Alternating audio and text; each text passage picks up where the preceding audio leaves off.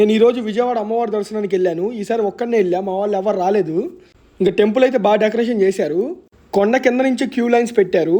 కనీసం కొండ కిందకి 1 కిలోమీటర్ దూరం నుంచి నడవాలి. నేనైతే 300 రూపీస్ దర్శనం టికెట్ తీసుకున్నాను. నేనైతే ఫస్ట్ టైం ఇలా కింద నుంచి నడవడం. వ్యూస్ అయితే చాలా బాగున్నాయి. అందరు నడుస్తున్నారు చాలా మంది. ఇంకా పైన లోపల సైడ్ అయితే ఫుల్ మంచిగా చేశారు డెకరేషన్. ఇంకా క్రౌడ్ అయితే బాగానే ఉన్నారు, ఫుల్ గానే ఉన్నారు. మొత్తం 4 టైప్ ఆఫ్ దర్శనం. Free 100 rupees, 300, 500. లోపలైతే డెకరేషన్ అసలు అరిపించారు. వీడియో తీయడానికి లేదు, లేకపోతే తీసేవాడిని. ఇంకా అలా దర్శనం తీసుకొని 40 మినిట్స్ లో బయటకు వచ్చేసాను. ఇంకా కాసేపు అలా పైన టైం స్పెండ్ చేశాను. ఇంకా అలా చిన్న కిందకి దిగి వస్తుంటే వ్యూస్ అయితే చాలా బాగున్నాయి. ప్రకాశం బ్యారేజ్ కూడా వదిలాడు, వాటర్ ఫుల్ బాగుంది.